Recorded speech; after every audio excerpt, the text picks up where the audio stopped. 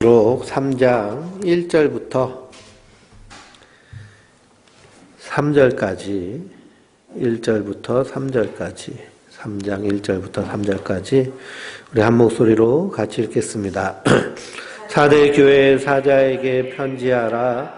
하나님의 일곱 영과 일곱 뼈를 가지신 이가 이르시되 내가 내 행위를 아노니 내가 살아있다 하는 이름을 가졌으나 죽은 자로다. 너는 일깨워 그 남은 바 죽게 된 것을 굳건하게 하라. 내 하나님 앞에 내 행위에 온전한 것을 찾지 못하였노니 그러므로 내가 이렇게 받았으며 어떻게 들었는지 생각하고 지켜 회개하라. 만일 일깨지 아니하면 내가 도둑같이 이르리니 어느 때에 내게 이르는지 내가 알지 못하리라. 아멘. 할렐루야. 하나님께서 주신 은혜와 평강이 우리 성도님들 위에 늘 충만하시기를 주님의 이름으로 축원드립니다. 우리가 요한계시록을 통해서 2장과 3장은 아시아의 7교회에 예수님께서 보내시는 편지입니다. 아시아의 7교회라고 해서요, 7교회에만 한정된 것이 아니라 교회된 성도를 향하여서 우리에게 주신 말씀으로 받으면 우리에게 복된 줄 믿습니다. 그래서 2교회는 칭찬받고 나머지 5교회는 책망받죠. 또 칭찬과 책망을 받은 교회도 있는데, 그래서 오늘 3장 말씀에서는 4대 교회, 빌라델피아 교회, 라오디게아 교회를 통해서 함께 은혜를 나누도록 하겠습니다. 요한계시록의 1장 1절에 예수 그리스도의 계시라라고 그랬습니다. 그러니 요한계시록도요, 말세의 특별한 그러한 일들이 적혀져 있는 비밀 이런 걸로 해가지고 우리가 읽기를 꺼려해서는 안 되고, 이것도 예수님의 말씀입니다. 우리가 주일날 함께 말씀 나는 내가 내게 이르노니, 예수님 말씀하시잖아요. 옛사람이 이렇게 말했지만 내가 내게 이르노니. 그래서 우리는 예수님의 말씀을 듣고 가는 자들입니다. 그래서 요한계시록 쭉 읽어보면 구원받은 성도들 하얀 세마포 옷을 입고 그들이 어린 양이 어디로 가든지 그대로 따라가는 자들이다라고 성경은 기록되고 있습니다. 어린 양이 어디로 가든지. 어린 양이 어디로 가든지 우리가 무엇을 통해서 알 수 있을까요? 말씀을 통해서 알 수 있습니다. 그래서 예수님의 말씀이 우리의 삶의 길이 돼야 되고 그 길에 빛이 돼야겠습니다. 그래서 우리는요, 길을 보고 가는 자들이에요. 예수님의 말씀의 길을 따라서. 4대 교회에 편지하십니다. 하나님의 7영과 7뼈를 가지신 이가 이르시되, 7영은 하나님의 영, 성령님을 말씀하시는 거고요. 7뼈는 교회의 사자를 의미합니다. 그러니 하나님의 7영과 7뼈를 가지신 이가 누구시라는 거예요? 예수님이시라는 거죠. 그러니 7뼈도 7영도 성령님도 예수의 영이고, 그리고 교회도 누구의 거예요? 예수님 거예요. 예수님 거. 그래서 우리는 기독교 대한감리회 이렇게 되어 있는데, 이 기독이라는 것이요, 크리스토스, 예수교라는 겁니다. 그러니 기독교의 주인은 누구예요?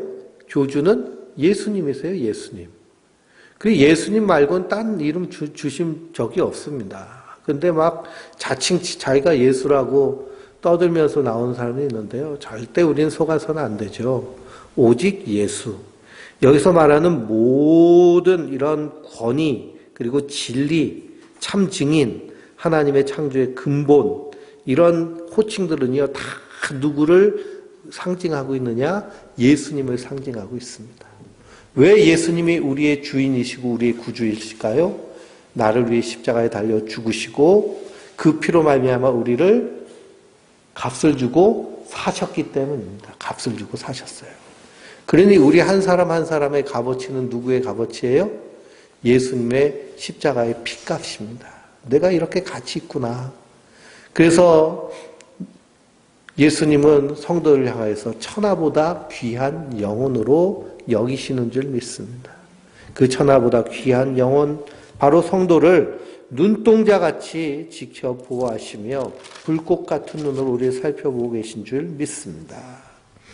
그래서 이 사대교회에 편지를 하셨는데요. 내가 내 행위를 안다라고 그랬습니다. 내 행위를 안다.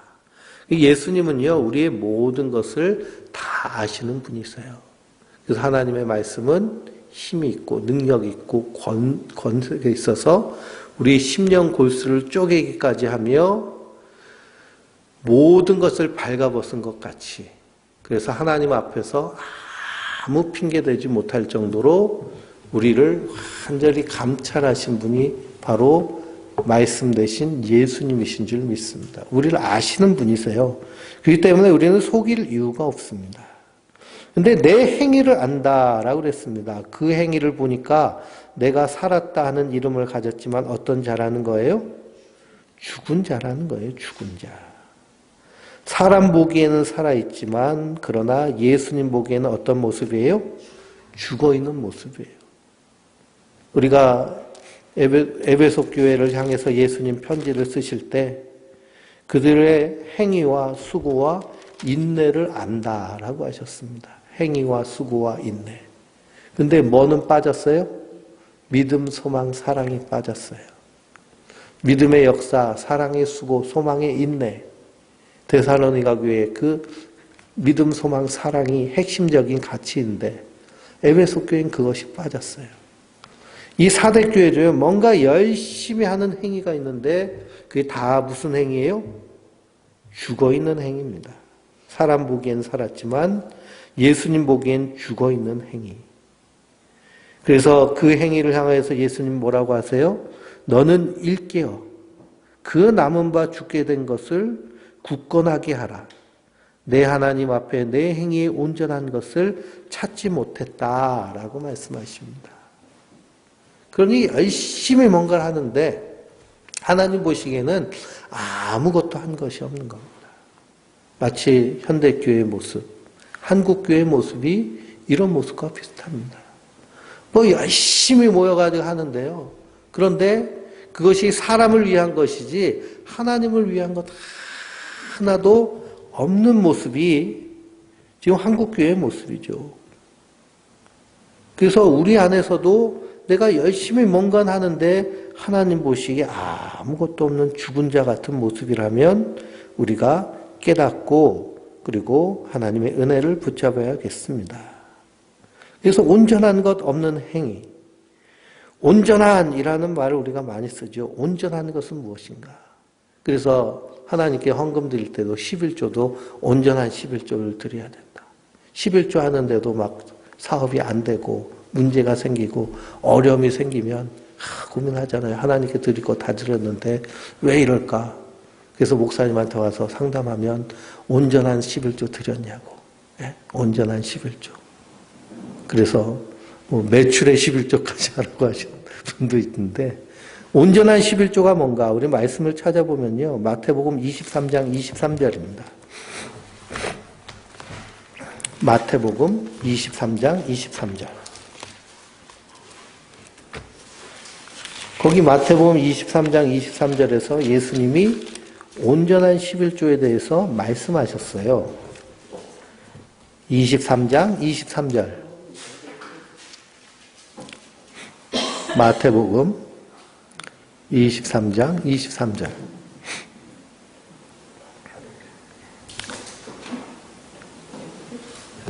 같이 읽어보겠습니다. 화 있을진저 외식하는 서기관들과 바리새인들이여 너희가 박하와 회양과 근처의 11조는 드리되 율법에 더 중한 바 정의와 긍휼과 믿음은 버렸도다. 그러나 이것도 행하고 저것도 버리지 말아야 할지니라. 아멘. 지구상에서요 11조를 가장 정확하게 드리는 사람들이 있는데 그 사람들이 바리새인들입니다. 근데 예수님은 그들을 향해서 뭐라고 하시는 거예요? 화 있을 진저. 화 있을 진저는 요즘으로 하면 지옥으로 가라 라는 말. 너 그러다가 지옥 가. 예수님 그렇게 말씀하시는 거예요. 철저하게 11조를 드리는데. 그런데 열심히 하는 모양은 있는데 예수님 보시기엔 그 11조가 죽은 11조라는 겁니다. 왜 그럴까요? 그 안에 정의와 긍휼과 믿음이 없기 때문에. 정의와 긍휼과 믿음. 그리고 우리는 하나님께 예물을 드릴 때 이 드리는 예물이 하나님 앞에 떳떳해야겠죠. 그리고 이 드리는 예물이 정말 하나님의 긍휼하심을 갖고 귀하게 쓰임받기를 원하며 드려야겠죠. 그리고 믿음은 내가 하나님의 백성으로 하나님 주셔서 내가 하나님 것을 하나님께 드립니다. 라는 이런 믿음으로 드려야겠습니다. 그러나 우리가 온전히 정의와 긍휼과 믿음으로 드릴 수 있나요? 없나요? 드릴 수 없습니다. 그래서요, 완전한 제물 되신 분이 예수 그리스도십니다. 예수님이요, 우리의 11조가 되셨어요. 그래서 율법에는 장자를 하나님께 드리게 돼 있잖아요. 그렇죠? 하나님께 드리는. 그래서 예수님이 우리의 큰 형님 되셔서 그분이 우리의 11조가 되셔서 우리까지 함께 구원에 속하는 하나님의 은혜를 받은 줄 믿습니다. 그래서 신약 성경에는요, 11조라는 얘기가 예수님 말씀하신 것 말고는 없어요. 사도 바울이 헌금을 11조 드려라 하라 그러지 않고요. 사도 바울은 연보라고 했습니다. 연보. 연보라는 것은요, 구제 헌금입니다. 구제 헌금. 그리고 교회에서 사역하는 그런 제자들이나 사역자들에게도 이렇게 연보를 하는데요. 그거는 연보는 사례라기보다는 이렇게 형제를 돕는 그리고 섬기는 그런 모습으로 드린 겁니다. 그러니까 신약에서는 11조의 개념이 없는데 왜 그러냐? 구원받은 성도는요, 하나님 것과 내 것에 구별이 없습니다. 다 누구 거예요? 다 하나님 거예요. 다 예수님 거예요. 왜 그럴까요? 예수님이 십자가의 피값으로 우리를 값주고 사셨어요. 그리고 우리는 누구의 종이에요? 예수님의 종이에요. 그러면은 예수님이 주인이시잖아요. 그렇죠? 옛날에 종들이 열심히 일해요. 그리고 누구 곳간에다 채워요? 주인 곳간에다 채우죠. 그 자기 곳간에 채우면 어떻게 돼요? 예? 매 맞죠? 매 맞고 뺏깁니다. 혼나요. 마찬가지로 우리는 예수님의 종이라고. 그래서 우리를 주여 주여 그러잖아요. 주여 주여. 예수님 주인이시라고. 우리 모든 건 다 누구 거예요? 예수님 거예요. 예수님 거. 우리는 은혜로 받은 자들입니다. 근데 구원파들은 이걸 가지고 또 어떻게 이용해요? 다 예수님 거니까 어떻게 하라는 거예요? 다 내놓으라고 그러죠. 다 내놓으라. 이건 뭐예요? 도둑놈이에요. 왜 그럴까요? 자기가 예수님 아니잖아요. 그렇죠? 예수님이 아닙니다. 예수님은 어떻게 하라고 그러셨어요? 그걸 통해서 사랑하며 섬기며 이 땅 가운데서 선한 청지기로 살아라 라고 하셨습니다.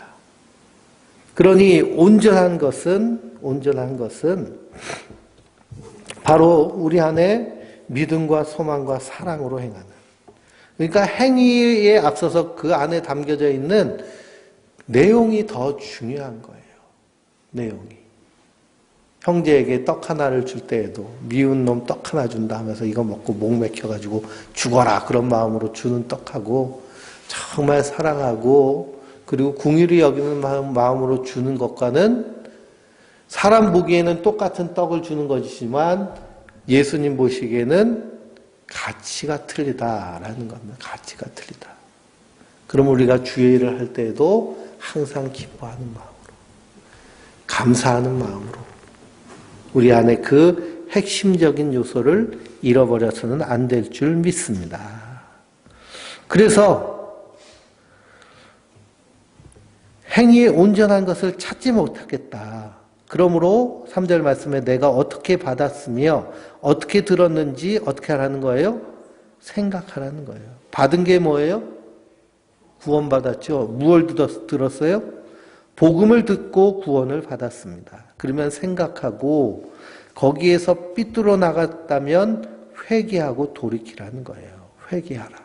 그건 잘못된 길을 완전히 유턴해서 가라는 겁니다. 잘못된 길 가면서요, 잘못 가고 있네 하고선 계속 가는 사람 없잖아요. 유턴해야죠.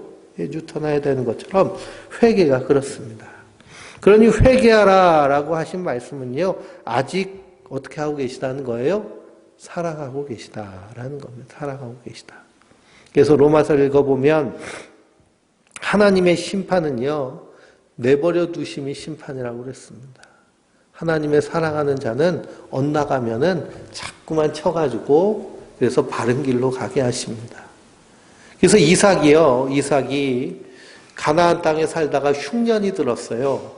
그래가지고 저 애굽 땅으로 내려가려고 그럽니다. 아버지처럼, 아브라함처럼. 그랬더니 하나님이 너 가나안 땅에 머물러 있어. 내려가지 말고. 그렇게 명령하셨습니다.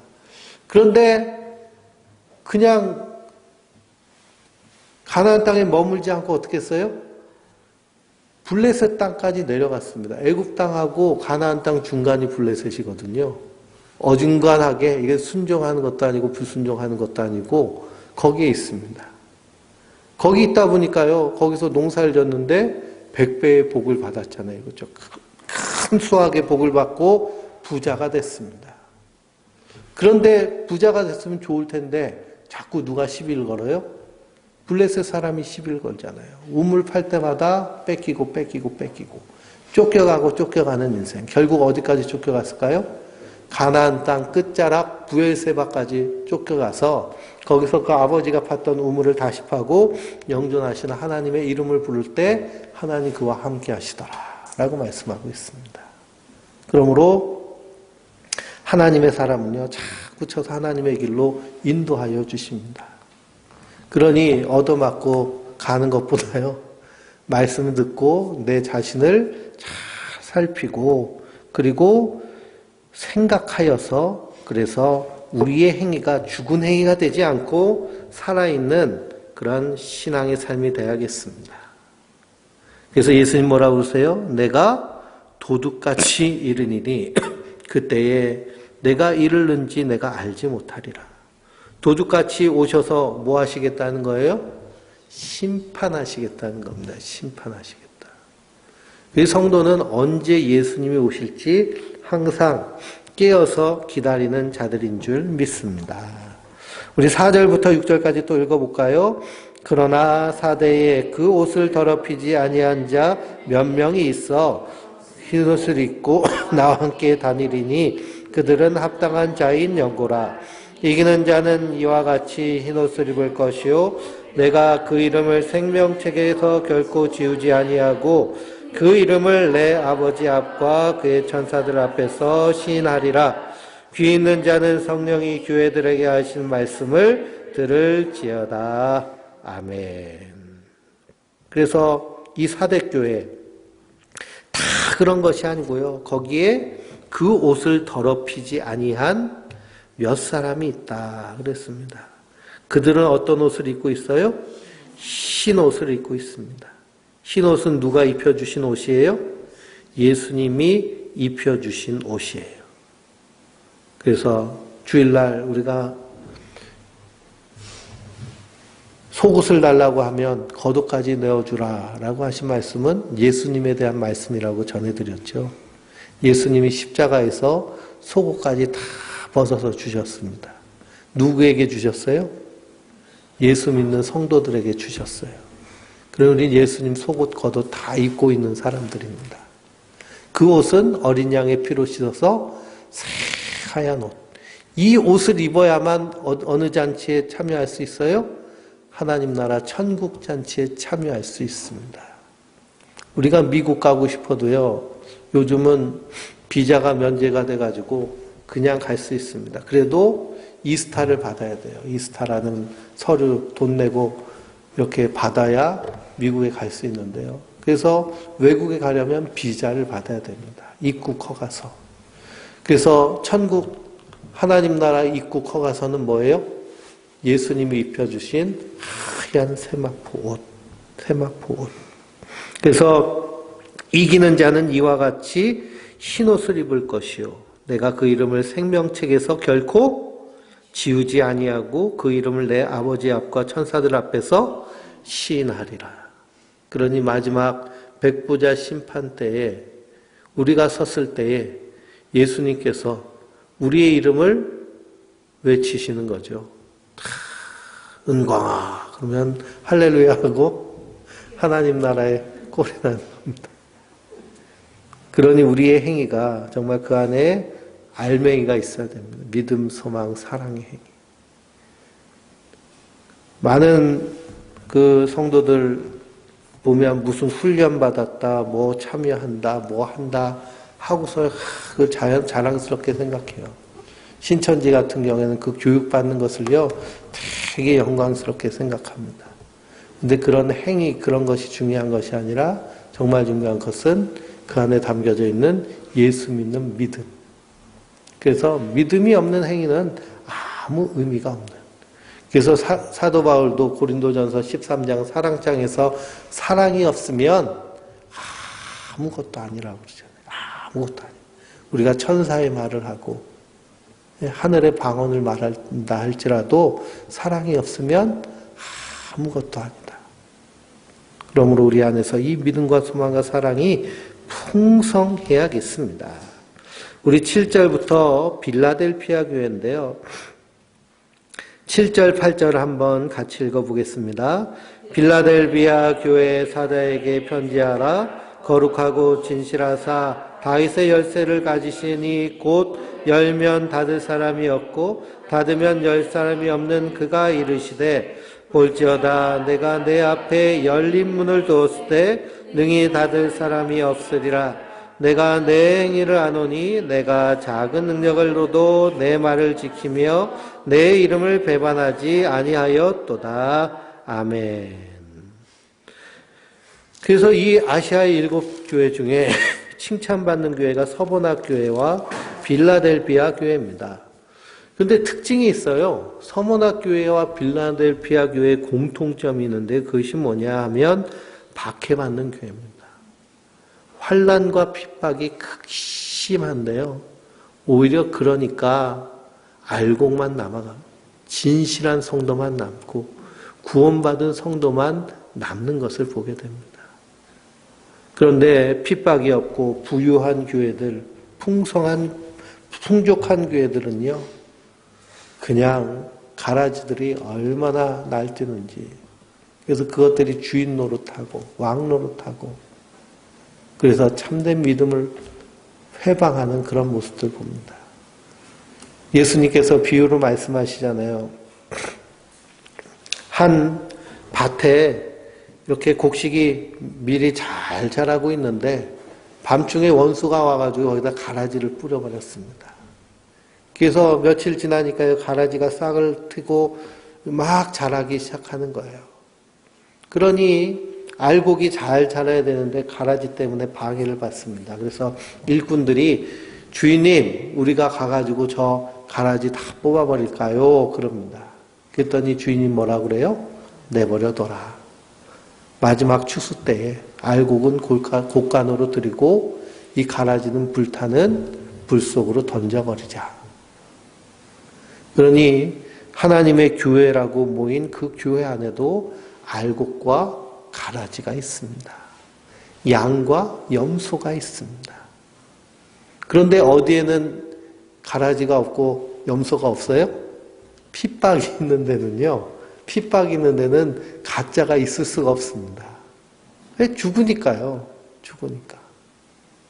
그러니까 예수로 사는 사람만 모이는 거예요. 그 빌라델피아 교회에게 예수님 편지하는데요. 다윗의 열쇠를 가지신 이가 라고 말씀하고 있습니다. 다윗의 열쇠는 어떤 열쇠일까요? 다윗의 열쇠라는 말씀이요. 이사야서 22장 23절에 나오는데 히스기야 왕 때요. 섬나라는 사람이 이 다윗의 열쇠를 가지고 있었습니다. 다윗의 열쇠는 국고 열쇠예요. 그러니까 샘나라는 사람이 다윗성 국고 열쇠를 맡았는데 교만해졌습니다. 그래가지고 왕보다 더 높은 곳에다가 무덤을 쓰고 자기가 왕처럼 생각하는 거예요. 그래서 이 샘나를 몰아내고 엘리야김을 이 다윗의 열쇠를 맞는 그러한 그 굳고 열쇠를 맞는 사람으로 그 어깨에 메어줬다라는 말씀이 나옵니다. 이게 다윗의 열쇠예요.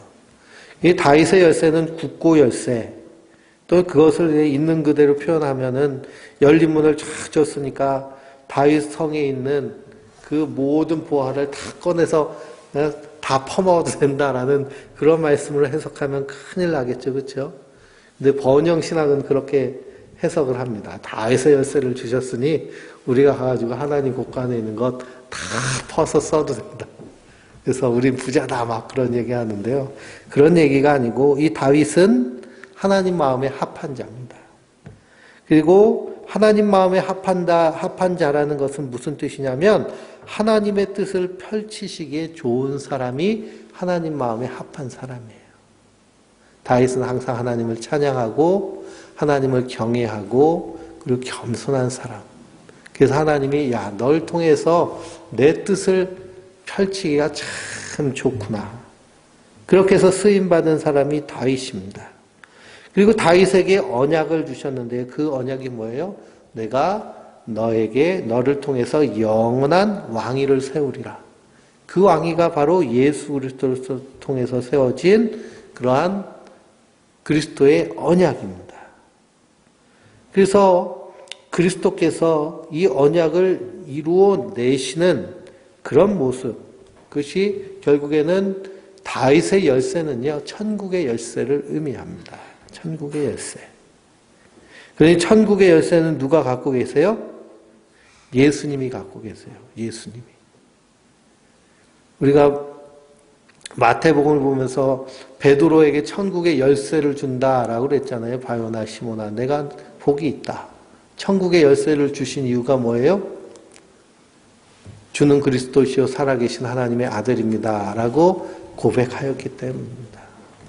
그래서 그 고백 위에 열쇠를 주신 것인데 천주교는요, 베드로에게 주셨다라고 이렇게 해석해 버렸습니다. 그래서 저 바티칸에 있는 가장 큰 성당 이름이 뭐예요?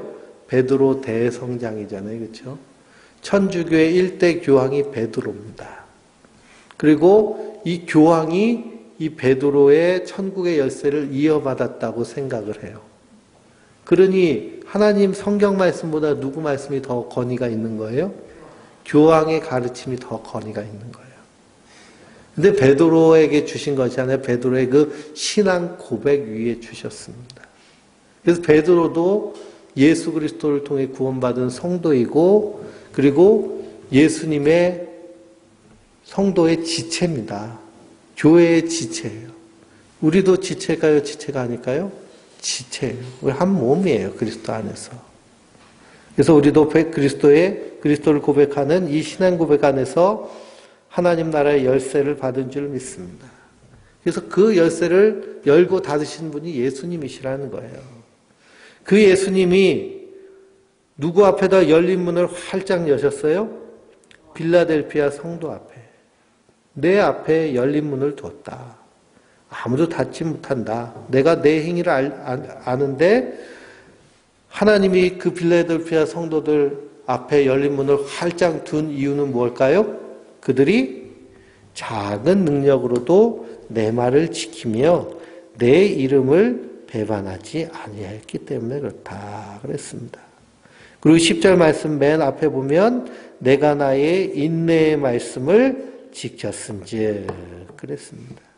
그러니 환난이 있고 핍박이 있고 그리고 어려움이 있음에도 불구하고 끝까지 그 말씀을 지키고 흔들리지 않고 배반하지 않았습니다. 이 고대의 도시들은요, 다 황제를 숭배합니다. 황제를 숭배하기 때문에 다 신이 황제인 거예요. 주님이 황제인 것이고. 그러니 베드로가 주는 그리스도시요 살아계신 하나님의 아들입니다라고 하는 이 신앙 고백을 이 황제를 숭배하는 곳에서 했거든요. 마찬가지로 이 성도들도 마찬가지입니다. 만약 우리가 이런 고백을 하면 주민등록이 말소된다라고 하면 우리가 대한민국에서 살 수 있을까요? 없을까요? 살 수 없습니다. 주민등록 말소되면요, 운전면허증도 취소되고 그러면은 학업에도 지장이 많고요. 병원도 못 가고 의료보험 혜택도 못 받고 예? 경제활동도 거의 불가능해서 저 산에 가서 살아야 됩니다. 마찬가지가 바로 이런 인내의 말씀을 지키는 신앙 고백입니다. 그런데 이 빌라델피아는 끝까지 이 믿음을 지켰습니다. 우리 9절부터 13절까지 한번 읽어볼까요? 보라, 사단의 회당 곧 자칭 유대인이라 하나 그렇지 아니하고 거짓말하는 자들 중에서 몇을 내게 주어 그들로 와서 내 발 앞에 절하게 하고 내가 너를 사랑하는 줄 알게 하리라. 내가 나의 인내의 말씀을 지켰은즉 내가 또한 너를 지켜 시험의 때를 면하게 하리니 이는 장차 온 세상에 임하여 땅에 거하는 자들을 시험할 때라. 내가 속히 오리니 내가 가진 것을 굳게 잡아 아무도 내 멸류관을 빼앗지 못하게 하라. 이기는 자는 하나님의 성전의 기둥이 되게 하리니 그가 결코 다시 나가지 아니하리라. 내가 하나님의 이름과 하나님의 성 곧 하늘로부터 내려오는 새 예루살렘의 이름과 나의 새 이름을 그의 위에 기록하리라. 귀 있는 자는 성령이 교회들에게 하시는 말씀을 들을지어다. 아멘. 그래서 이 환난과 고난이 그들에게 임하는 이유는 뭐냐 말씀을 보니까요. 11절 말씀 끝부분에 내 멸류관을 빼앗지 못하게 하라. 그리고 마귀가 계속 시험하는 것은요. 우리의 믿음을 빼앗아서 그래서 멸류관 빼앗으려고 그러는 겁니다. 마귀가 얼마나 배 아프겠어요. 에덴 동산에서 속여 넘어가가지고 자기랑 같이 심판받을 존재인데 구원받아서 영광의 멸류관 쓰고 있으면 우리는 보이지 않지만 영적으로 볼 때 우리는 다 주님이 입혀주신 하얀 세마포 옷을 입고 구원의 멸류관 쓰고 사는 사람들입니다. 그러니 세상 사람들 육의 눈으로 볼 때는 보이지 않지만 영의 눈으로 보면 어떻게 되는 거예요? 다 보이는 겁니다. 그러니까 마귀가 알까요? 모를까요? 알아요. 알기 때문에 밀가부르듯 하는 겁니다. 그래서 예수님이 십자가에 달려 죽기 전에 베드로를 이게 말씀하시잖아요. 시몬아 시몬아 사단이 너를 밀가부르듯 하는구나. 그러나 내가 너를 위하여 기도하노니 너는 돌이킨 후에 내 형제들을 굳게 하라. 그러니 베드로가 그 예수님 재판받으시는 그 재판정에서 예수님을 3번 부인했어도 그가 다시 일어설 수 있는 것은 누구 때문에요? 예수님이 그를 위해 기도하셨기 때문에. 근데 로마서 8장을 보면 성령께서 말할 수 없는 탄식을 우리를 위해 친히 간구하고 계실 뿐만 아니라 하늘 보좌 우편에 앉아 계신 그리스도께서도 우리를 위해 지금 뭐하고 계세요? 기도하고 계시는 줄 믿습니다. 그러면 성도는 그 확실한 믿음에 확실한 데 거함으로 결단코 흔들리는 자들이 아니다. 그러므로 말씀을 굳게 붙잡으시기 바랍니다. 굳게 붙잡으시고 그리고 우리에게 입혀주신 이 하얀 옷이 더럽혀지지 않도록 항상 씻어야 됩니다. 그래서 3장 4절에 사대에 그 옷을 더럽히지 아니한 자가 있다 그랬잖아요. 더럽히지 않은 자. 그럼 우리가 하얀 옷을 입었는데요. 하얀 옷을 더러워졌어요. 그럼 어떻게 해야 될까요? 빨아야죠. 그렇죠? 그러면 하나님 입혀주신 세마포 옷이 더러워졌으면 어떻게 해야 될까요? 뭘로 씻어야 돼요? 예? 예수님의 씨로 피 썼는데 또 피 달라고 예수님한테 쫄라요? 예? 우리가 하얀 옷을 입었습니다. 그래서 예수님도요, 이 예수님의 제자들 이렇게 최후의 만찬하실 때 세족식을 하셨잖아요. 세족식을 하시는데 베드로가 처음엔 뻗팅깁니다. 아니 어떻게 스승이 제자의 손과 발을 닦습니까? 절대 그렇지 못합니다. 그랬더니 너 나랑 상관없다 그랬더니 오버하잖아요. 그러면 내 몸도 씻겨주세요 라고 합니다. 그랬더니 예수님 뭐라고 하세요? 목욕한 자는 또 씻을 필요가 없고 발만 씻으면 된다. 우리가 처음 예수 믿고 구원받으면 어린 양의 십자가의 피로 깨끗하게 씻은 세마포옷을 입은 겁니다. 근데 우리가요, 아침에 요즘은 코로나 때문에 목욕탕도 못 가는데 목욕탕 가가지고 몸을 푹 불리고서는 세신까지 탁 받고 와가지고 집에서 잘 때는 그냥 자나요? 그래서 손발은 닦고 자죠. 그렇죠? 손발은 닦는 것처럼 우리가 씻는 것이 있는데 그것이 뭐냐 하면 사도 바울은 하나님의 말씀으로 씻는다라고 그랬습니다. 에베소서 5장 26절 한번 보실까요?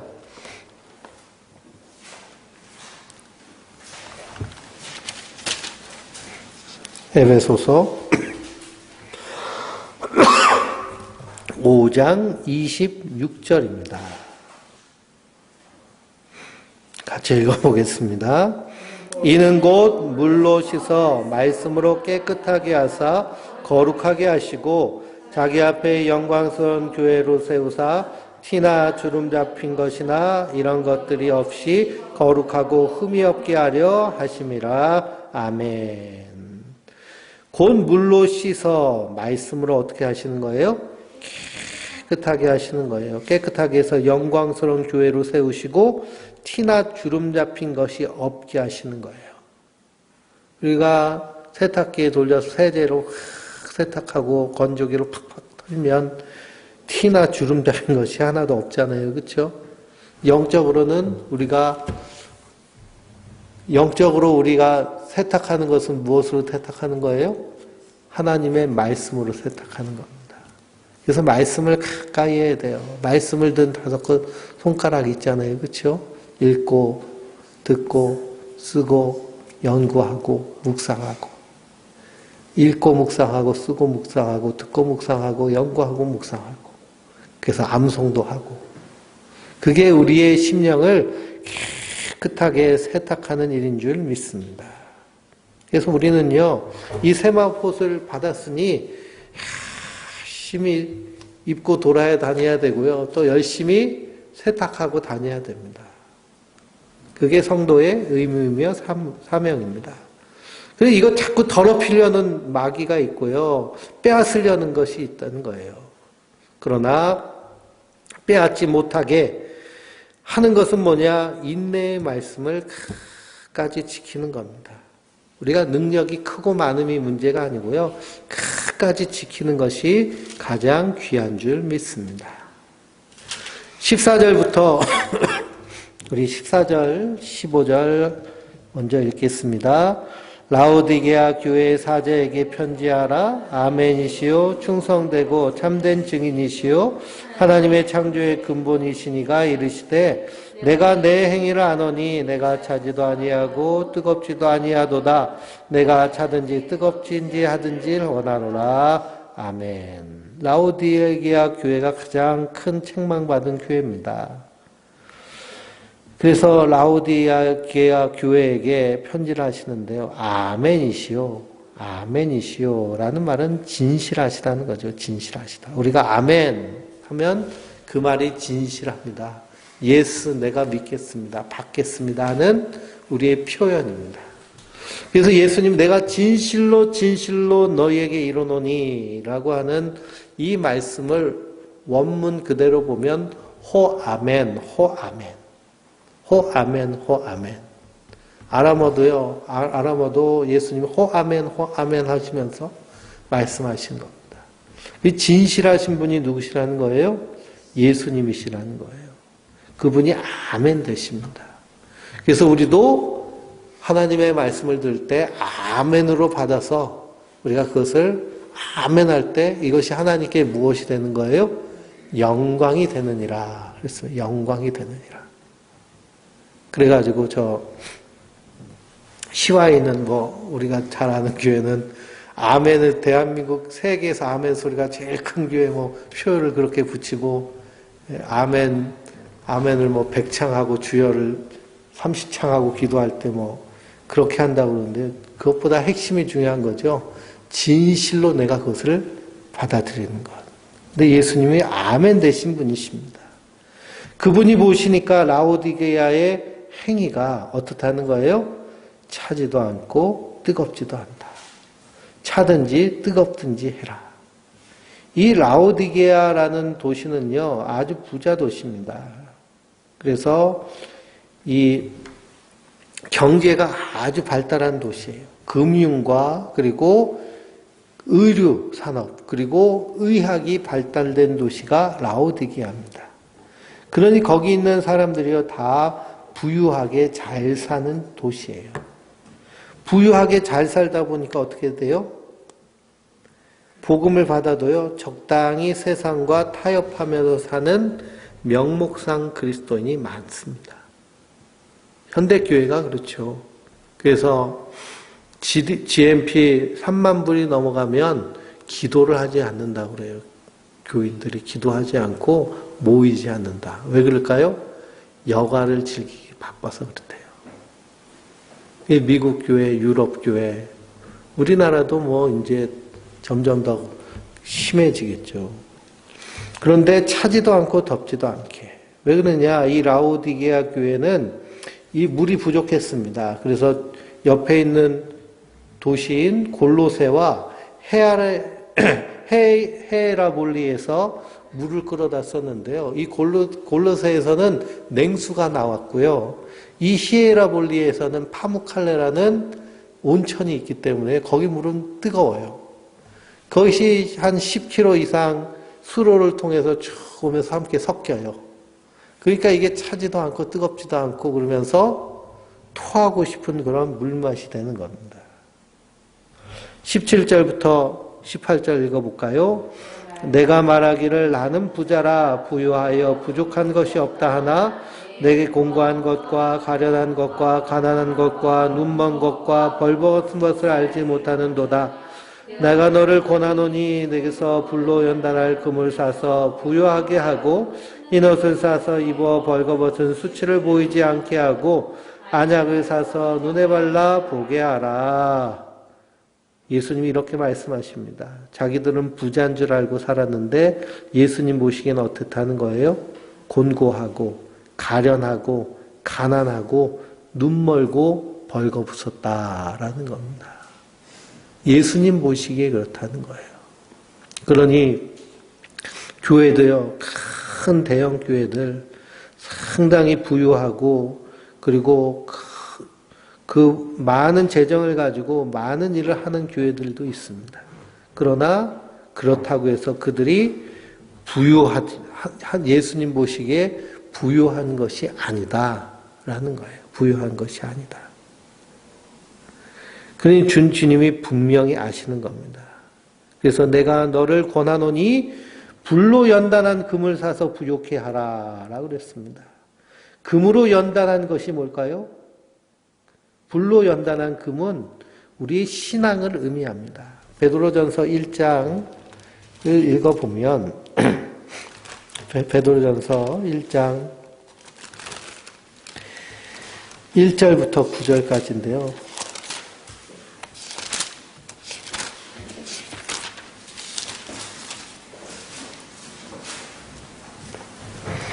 1장 3절부터 9절까지 한번 읽어보겠습니다. 우리 주 예수 그리스도의 아버지 하나님을 찬송하리로다. 그의 많으신 긍휼대로 예수 그리스도를 죽은 자 가운데서 부활하게 하심으로 말미암아 우리를 거듭나게 하사 산 소망이 있게 하시고 썩지 않고 더럽지 않고 새하지 아니한 유업을 있게 하시나니 곧 너희를 위하여 하늘에 간직하신 것이라. 너희를 말세에 나타내기로 예비하신 구원을 얻기 위하여 믿음으로 말미암아 하나님의 능력으로 보호하심을 받았느니라. 그러므로 너희가 이제 여러 가지 시험으로 말미암아 잠깐 근심하게 되지 않을 수 없으나 오히려 크게 기뻐하는도다. 너희의 믿음의 확실함은 불로 연단하여도 없어질 금보다 더 귀하여 예수 그리스도께서 나타나실 때에 칭찬과 영광과 존귀를 얻게 하실 것이니라. 예수를 너희가 보지 못하였으나 사랑하는도다. 이제도 보지 못하나 믿고 말할 수 없는 영광스러운 믿음으로 기뻐하니 믿음의 결국 곧 영혼의 구원을 받음이라. 아멘. 그래서 7절 말씀에 불로 연단하여도 없어질 금보다 더 귀한 것이 뭐예요? 바로 예수 그리스도를 믿는 믿음입니다. 불로 연단한 금을 사라는 것은요, 예수 믿는 믿음을 사라는 거예요. 많은 사람들이요, 교회는 다니는데 예수를 안 믿는 사람이 많습니다. 예수가 누군지를 모르는 사람도 많고요. 예수님이 무슨 일을 하셨는지도 모르고, 십자가가 나에게 무슨 의미인지도 모르고, 그냥 십자가 합니다. 십자가. 나를 위해 죽으셨는데, 그 의미를 몰라요. 우리가 죄인이라고 그러는데 왜 하나님 앞에 죄인인지를 몰라요. 그냥 죄인이라고 하니까 죄인인 줄 알고, 도덕적, 윤리적, 법률적 죄만 알고, 하나님 앞에 우리가 왜 죄인인지, 내가 주인 노릇하는 것이 죄인지 모르고 그냥 계속 주인 노릇하는 그런 모습들, 그런 사람들이 많습니다. 그래서 이 불로 연단한 금은 바로 예수를 믿는 신앙을 말하는 것이고요. 그리고 또 흰 옷을 사서 벌거벗은 수치를 보이지 않게 하라라고 그랬습니다. 그러니 이 라오디게아 사람들은 부유하니까 뭐가 많을까요? 금부치가 많잖아요. 또 의료 장사를 해서 돈을 많이 벌기 때문에 직무를, 그러니 옷이 풍부합니다. 그런데도 뭐 하고 있다는 거예요? 헐거벗었다는 거예요. 영적인 눈을 보니까 예수님이 입혀주신 하얀 세마포 옷을 입고 있어야 되는데 그냥 뻘거벗고 있다는 겁니다. 그것도 모르고 천국 갈 줄 알고 그 앞에 줄 서고 있는 거예요. 그러니 예수님이 가련하게 보시는 것이죠. 그리고 안약을 써서 눈을 발라 보게 하라. 그러니 그들이 안약을 생산해서 눈병을 고치지만 영적으로는 맹인이 됐다는 겁니다. 그래서 이 안약은 뭘 의미할까요? 성령님을 의미하는 거예요. 지혜와 계시의 영. 성령이 우리 안에 임하시면 죄에 대하여, 의에 대하여, 심판에 대하여 세상을 책망하시는데, 뭐가 죄인지, 뭐가 의인지, 뭐가 심판인지. 그래서 예수 없이는 한순간도 살 수 없음을 알게 하시는 분이 성령님이십니다. 그래서 19절부터 22절까지 읽어보겠습니다. 물은 내가 사랑하는 자를 책망하여 징계하노니 그러므로 내가 열심을 내라 회개하라. 볼지어다 내가 문 밖에 서서 두드리노니 누구든지 내 음성을 듣고 문을 열면 내가 그에게로 들어가 그로 더불어 먹고 그는 나와 더불어 먹으리라. 이기는 그에게는 내가 내 보좌에 함께 앉게 하여 주기를 내가 이기고 아버지 보좌 앞에 앉은 것과 같이 하리라. 귀 있는 자는 성령이 교회들에게 하시는 말씀을 들을지어다. 아멘. 지금 예수님께서 어디 밖에 서서 두드리고 계시다는 거예요? 문 밖에 서서 두드리고 계시다는 거예요. 그래서 누구든지 내 음성을 듣고 문을 열면 내가 그에게 들어가서 그로 더불어 먹으며 그에게 하얀 세마포 옷을 입혀주고 눈을 열어서 하나님 나라를 보게 하시고, 그리고 주님께서 최후에는 하늘의 하나님 나라의 열쇠를 탁 열어서 문 열어주실 때, 그래서 우리가 찬송가 중에도 내 주님 입으신 그 옷은 참 아름답도다, 그 찬송 가운데 내 주님 영광의 옷 입고 문 열어주실 때 나 주님 나라에 들어가 영원히 살겠네. 이것이 성도의 참 소망인 줄 믿습니다. 우리가 그 소망 가운데요, 오늘 하루도 하나님 나라를 미리 살아가는 자들입니다. 그러므로 우리 안에서 이 하나님 나라의 소망을 바라보며 이 7교회 편지 쓰셨다라는 것은 우리 안에 다 이게 있다는 거예요. 그렇지만 우리에게 이 말씀을 주신 것은 깨닫고 회개할 수 있는 기회를 주시기 때문입니다. 그러므로 날마다 십자가만 의지하며 주님만 바라보며 승리하는 주님의 사람들 되시길 주님의 이름으로 축원드립니다. 우리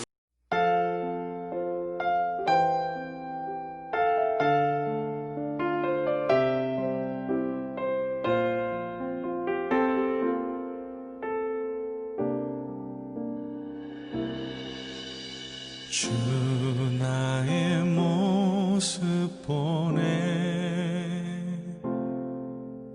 상한 나의 맘 보시네 주 나의 눈물 안에 홀로 울던 맘 아시네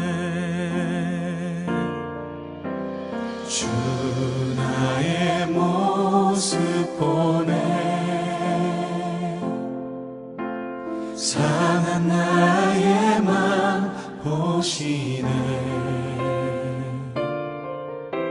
주 나의 눈물 안에 홀로 울던 맘 아시네 세상 소망 다 사라져가도 주의 사랑은 끝이 없으니